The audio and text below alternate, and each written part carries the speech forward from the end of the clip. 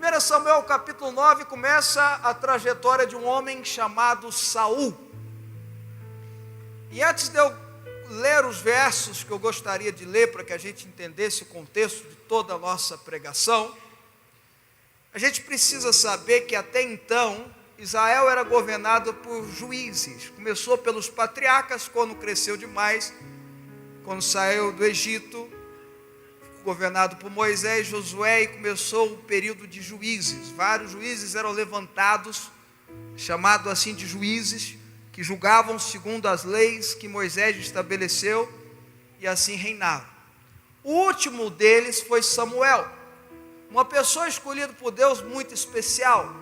Por mais que ele não fosse da linha sacerdotal de Arão, de Eli, Deus levantou ele como um homem de Deus, como um sacerdote. Ele não tinha título de sumo sacerdote, porque ele não era da descendência de Arão, mas ele era um profeta, um sacerdote segundo o coração de Deus, e um juiz que julgou a terra de Israel por quase 40 anos. Mas aí quando ele ficou velho, os filhos dele não seguiram o exemplo dele. Infelizmente isso acontece. A Bíblia diz que ele rodava a terra, a terra de Israel ficava em 4 cidades para conseguir cobrir todo o território. Talvez isso afastou ele da criação dos filhos, não sei. Ou os filhos escolheram um novo caminho. E aí, ao invés de seguir aquele legado do pai, os filhos começaram a seguir outra trajetória. E aí o povo de Israel chega em Samuel e diz assim: olha, seus filhos não são igual a você, nós queremos um rei, igual a todos os povos. E aí Samuel fica triste, vai conversar com Deus. Deus fala: não, fica tranquilo que eles não estão rejeitando você não, então é me rejeitando, constitui o rei para eles. E aí acontece essa história aqui que a gente vai ler, verso 1 ao 3, eu vou pular um pouquinho para você entender. Havia um homem de Benjamim, cujo nome era Quis, filho de Abiel, filho de Zeror, filho de Becorate, filho de Afias, benjamita, homens de bens, rico. Tinha ele um filho cujo nome era Saul, moço e tão belo, que entre os filhos de Israel não havia outro mais belo do que ele. Desde os ombros para cima sobressaía a todo o povo. O cara era charmoso, né? Sei lá. Extraviaram-se as jumentas de Quis, pai de Saul. Disse Quis a Saul, seu filho: toma agora contigo dos moços e dispõe e vai procurar as jumentas. Pula para o verso 5. Vindo eles então à terra de Zuf, Saul disse para o seu moço com quem ele ia: vem e voltemos, não suceda que meu pai deixe de preocupar-se com as jumentas e se aflija por causa de nós. Porém ele lhe disse: nessa cidade há um homem de Deus e é muito estimado, tudo quanto ele diz sucede. Vamos-nos agora lá, mostramos-nos porventura o caminho que devemos seguir. Pode ir para o verso 14 agora, por favor, que aí ele se encontra com o profeta Samuel. Subiram, pois, a cidade, e ao entrar, eis que Samuel lhe saiu ao encontro para subir ao alto. Ora, o Senhor, um dia antes de Saul chegar, o revelara a Samuel, dizendo: amanhã, a essas horas, verso 16, te enviarei um homem da terra de Benjamim, o qual ungirás por príncipe sobre o meu povo de Israel, e ele livrará o meu povo das mãos dos filisteus, porque atentei para o meu povo, pois o seu clamor chegou a mim. Quando Samuel viu Saul, o Senhor lhe disse: eis um homem de que eu já te falara, esse dominará sobre o meu povo. Saul se chegou a Samuel no meio da porta e disse: mostra-me, te peço, onde é que se é aqui a casa do vidente ou a casa do profeta. Verso 19. Samuel respondeu a Saul, e eu gostaria que você prestasse atenção no verso 19, porque o segredo da ministração está nesse verso. Eu sou o profeta, sobe adiante de mim ao alto, hoje comereis comigo, pela manhã eu te despedirei. Agora presta atenção nessa frase: e tudo quanto está no teu coração te declararei. Aí você olha aqui para mim rapidinho, você pode pensar que ele estava preocupado com as jumentas do pai dele, de Quis, porque elas haviam sumido.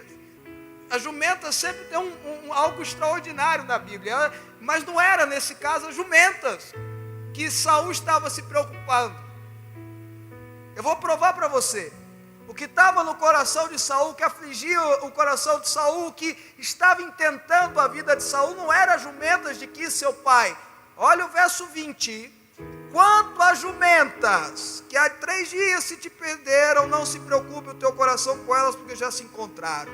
E para quem está reservado tudo que é precioso em Israel, não é para ti e para toda a casa de teu pai? Saul já tinha ouvido falar, porque ele era de uma família próspera, ele era de uma família que fazia parte dos líderes de Benjamim, então ele já sabia que Samuel estava buscando um rei para Israel, e quando Saul ouve isso, ele começa a colocar no coração dele: eu vou ser esse rei. Tanto é que Samuel fala para ele: o que está no teu coração eu vou te declarar. Agora as jumentas, isso aí não está no teu coração, não é isso que você está preocupado, já voltaram lá para a casa do teu pai. Não é para você que está reservado todas as coisas? Naquele momento, Samuel, o homem de Deus, estava dizendo a Saul: assuma o controle da sua vida. Não é Quis, seu pai, não é as jumentas, é você que tem que tomar as decisões, é você que tem que segurar as coisas que você precisa, é você que tem que tomar o controle da sua vida, tomar as posições necessárias, ou seja, agir. Porque o que está dentro do seu coração, Deus tem reservado para você. Uau!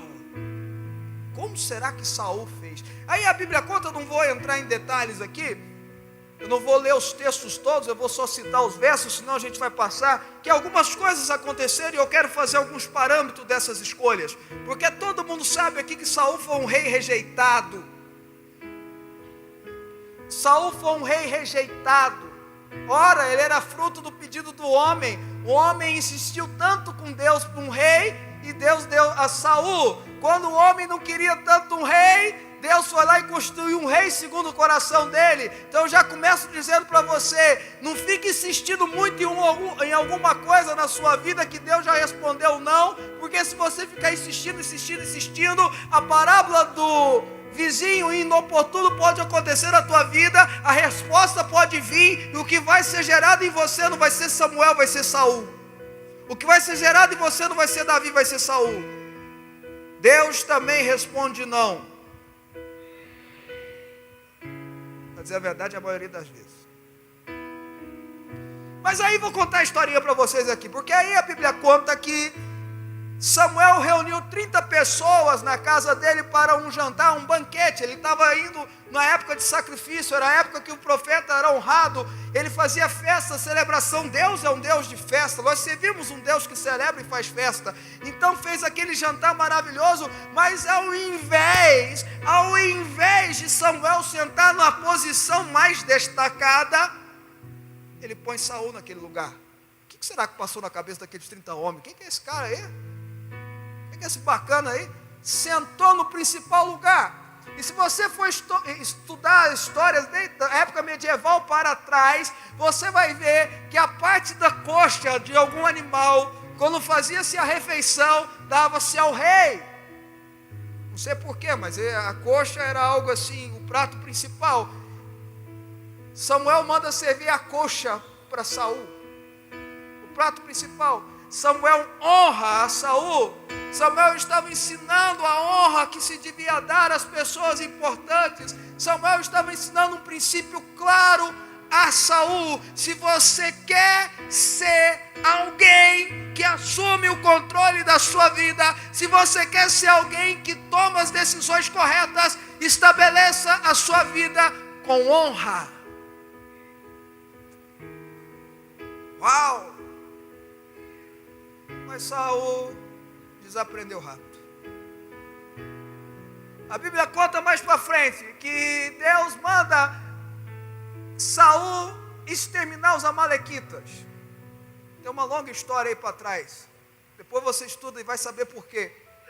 E a ordem era clara, era para exterminar tudo, não sobrar ninguém. Mas Saul fez quase tudo.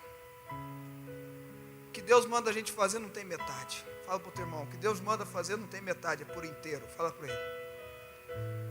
Não fala para mim não, fala para ele. que Deus manda fazer por inteiro, não é pela metade. Amém?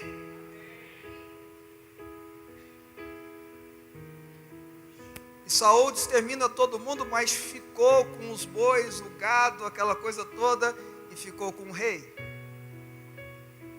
dos amalequitas. Sabe por que ele ficou com o rei dos amalequitas? Porque naquela época, quando um rei conquistava um outro reinado, ele levava o rei conquistado amarrado e era celebrado como um troféu, aquele rei conquistado amarrado. Saul estava pensando na honra para si.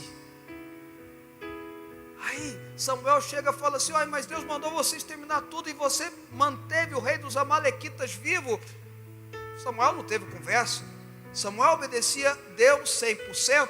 Ele pegou a espada e matou o rei dos amalequitas. E aí ele ia indo embora. E aí Saul fala: não, você não pode ir embora agora, porque se você for embora agora, as pessoas, os homens de valor de Israel, vão pensar que eu sou um desonrado.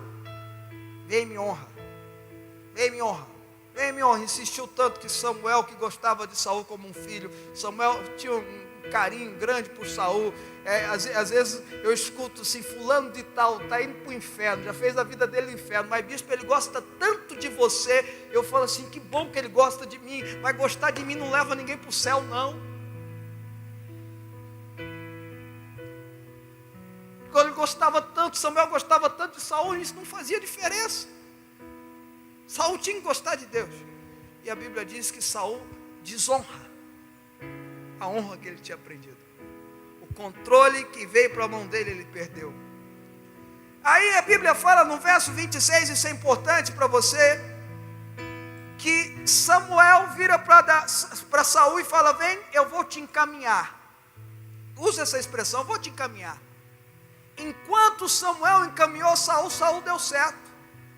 Enquanto o rei Josias foi encaminhado pelo profeta Joiada, deu certo. Enquanto nós temos pessoas estabelecidas em nossas vidas, homens de Deus ou mulheres de Deus, que nos encaminham, que nos orientam, e a gente escuta a orientação, não é entrar pelo ouvido e sair pelo outro, as coisas dão certo. O controle da vida da gente está nas nossas mãos. Mas aí um dia ele estava indo para a guerra, e a Bíblia diz que Samuel demorou, e os soldados de Israel só faziam guerra quando Samuel fazia o sacrifício, abençoava o povo, e eles saíam para a guerra e assim venciam. Mas naquele dia Samuel demorou 1 dia, 2 dias, 3 dias, 7 dias. Quando ele demorou 7 dias, Saul falou: olha, vou fazer eu mesmo o sacrifício. Ele foi e fez o sacrifício que era de Samuel fazer. Saul fez o sacrifício que era a função de Samuel fazer. Saul foi lá e fez o sacrifício. E a Bíblia diz que naquele momento que ele botou o fogo para fazer o sacrifício, sabe o que aconteceu? Samuel chegou. No momento, Samuel já olhou para ele: você ficou doido? Hoje Deus teria estabelecido o teu reino para sempre. O que isso quer dizer? Preste atenção no que eu vou te falar em nome de Jesus. Tem gente que vai perdendo as referências da vida dele, ele vai perdendo as referências da vida dele, ele vai perdendo aquele exemplo que ele tinha e começa a achar que ele mesmo pode fazer as coisas por ele mesmo. Isso não é ter controle da vida, isso é perder o controle. Vocês estão entendendo o que eu estou falando, amém ou não? Ele começou a se perder. Ele achou que ele podia fazer o sacrifício. Eu escutando minha mãe esse dia falar, ela estava falando uns estágios que a gente vai encontrando na vida das pessoas na igreja. Ela começa assim, ela começa perdendo a admiração pelo líder. Depois que ela perde a admiração, porque a admiração é algo importante, ela começa a perder o respeito. E quando ela perde a admiração e perde o respeito, ela entra numa linha em que ela vai ter choque. Não perca o respeito, não perca a admiração. O Hebreus é claro, no capítulo 13, os guias foram constituídos para te ajudar, para ser bênção na tua vida. Se você começa a perder a admiração, o Saul começou a perder a admiração por Samuel. Ele talvez achou que Samuel era um velhaco, talvez ele achou que Samuel era um cara que ficava só espiritualizando as coisas, talvez ele achou que Samuel era um santinho demais. Eu não preciso disso, eu sou guerreiro, eu sou batalhador, eu posso fazer esse sacrifício, eu sou macho.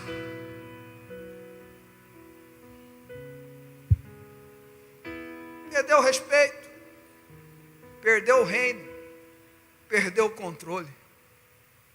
Tinha tudo para ter o controle da vida dele, tinha tudo para ter o controle do reino, perdeu. A Bíblia diz que nesse dia, nesse jantar maravilhoso, voltando um pouquinho na história, Saul, diante daqueles 30 homens, unge, ou melhor dizendo, no outro dia de manhã, Samuel unge Saul rei. Ele pega o azeite, ele pega aquilo que é estabelecido na Bíblia. Provavelmente ele ungiu as mãos, os dedos dos pés, do jeito que a Bíblia manda fazer, derramou óleo sobre a cabeça dele, fez toda aquela cerimônia, fez todo o cerimonial. Mas quando foi para Saul fazer a cerimônia dele, respeitar o cerimonial diante de Deus, respeitar o culto diante de Deus, o que ele fez? Ele desprezou. Quando a gente despreza as coisas de Deus, o cerimonial, quando Deus faz o cerimonial na nossa vida, o óleo da cabeça pesa, Deus traz unção, Deus traz graça, Deus traz misericórdia, Deus traz vida, Deus traz transformação, e de repente a gente despreza tudo que Deus fez na nossa vida por um momentinho, que o autor de Hebreus fala: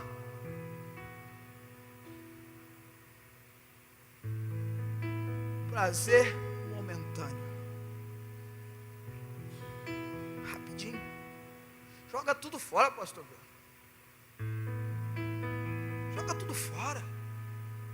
Perde o controle da vida. Vocês não estão entendendo. Eu vivo falando, rotina é bênção. A pessoa acha que quando sai da rotina, que as coisas que são boas. Não, eu tenho que sair da rotina, eu tenho que ser um cara que sai da rotina. Rapaz, rotina é bênção, sair da rotina é perder o controle. Sair do cerimonial de Deus é perder o controle. Você não tem controle mais para onde você vai. A Bíblia é clara: se você entra em Cristo, o demônio, o espírito maligno quer em você, sai. Jesus te liberta. Não estou falando só de possessão, pode ser qualquer tipo de ação maligna sobre a tua vida. Jesus te liberta, a sua vida é limpada, ela é varrida, aí você vai para o mundão de vez. A Bíblia diz que aquele demônio volta e traz 7 piores, porque ele encontra a casa toda arrumadinha, e a primeira coisa que eles fazem é botar uma luzinha lá daquelas de boate.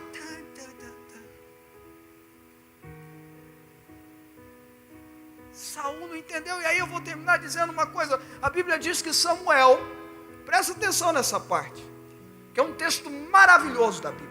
A Bíblia diz que Samuel fala para Saul assim: olha, vai acontecer 3 coisas que vai comprovar a você que o que eu estou falando é de Deus. A terceira é a mais importante: você vai encontrar com os profetas, o Espírito Santo vai tomar a tua vida, você vai começar a profetizar com eles, e você se tornará um novo homem. Quem quiser grifar, porque eu rabisquei aqui na minha Bíblia, é 1 Samuel 10, verso 6. É lindo esse texto. E a Bíblia diz que foi um negócio tão profético, tão sobrenatural, que era para acontecer nos dias que vinham, mas Deus mudou a ideia e aconteceu naquele exato momento. Ele ficou cheio do Espírito Santo. Ter o controle da vida nossa é ser cheio do Espírito Santo. Só uma pessoa cheia do Espírito Santo sabe o que fazer. Só uma pessoa cheia do Espírito Santo sabe a direção que deve tomar. Só uma pessoa cheia do Espírito Santo sabe que atitude tomar. Só as pessoas cheias do Espírito Santo têm sabedoria. Só a pessoa cheia do Espírito Santo tem conhecimento. Só a pessoa cheia do Espírito de Deus é diferenciado. Saul teve isso. Mas no final da vida dele, a Bíblia diz que tinha demônios que vinham atormentá-lo. Atormentá-lo. Talvez hoje ele seria internado numa clínica de repouso. Foi assim que Davi entrou na vida dele. Traz aquele menino que sabe tocar uma harpa, e Davi ia lá, tocava a harpa, e quando Davi tocava a harpa, o demônio que atormentava ele saía. Saul perdeu o controle da vida dele o dia que ele deixou de ter relacionamento com o Espírito Santo. Você só vai ter controle da sua vida de fato quando o Espírito Santo controlar a sua vida. Você só vai ter, vou repetir, você só vai ter controle da sua vida de fato quando o Espírito Santo controlar a sua vida. Eu tenho que dar um exemplo negativo para você entender o que é positivo de Deus para você.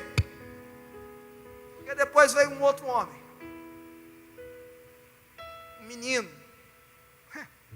esse sim, assumiu o controle da vida dele desde o início. Jamais perdeu. O dia que berou, de vez em quando bera, quando o profeta Natan chegou em Davi e disse assim: olha, você está em pecado, você errou. Sabe o que a Bíblia fala que Davi fez? O homem mais poderoso da época. Não vou falar que ele era o Donald Trump não, porque ia criar controvérsias, né? Mas, enfim, era o Donald Trump daquela época. Sabe o que ele fez? Rasgou as vestes, se humilhou. Todo mundo via isso. Que isso? O homem mais poderoso da terra, o grande batalhador, o grande guerreiro, Davi se humilhado desse jeito.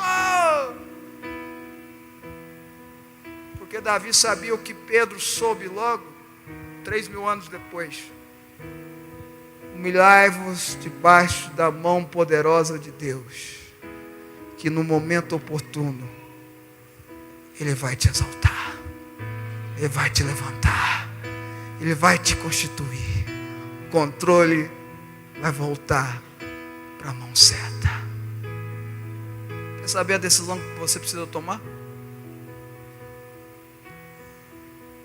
Quer saber a escolha que você precisa fazer?